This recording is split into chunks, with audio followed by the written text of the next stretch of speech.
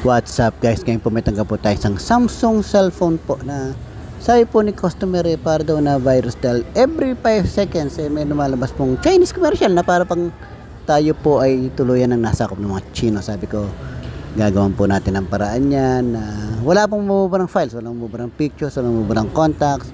So basically ang gagawin po natin yan, in between ads commercial, pupunta po tayo sa settings, hanapin niyo po yung apps folder, then try po natin i-install yung mga suspicious apps na maaari po nag-install or na-install po ni customer. At makikita nyo naman po, ang huli ko pong in-install ay ang Food Panda.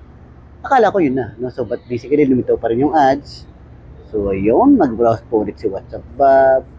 Ayun, maghanap po tayo kung ano yung suspicious na apps po na maaari magdadala ng ads. At yun, nakita po natin Instagram, no? So meron po siyang mas maliit na capacity. At sa tingin ko po, ito po yung suspicious apps na maaaring nagdala po ng ads na Chinese, no? So, ayun. So, nagtry pa nga ako mag-uninstall ng ibang apps. Pero wala na akong mahanap. So, matik, wala nang ads, wala nang virus. Tayo naman ang magko-commercial. Ayun. Maraming salamat po.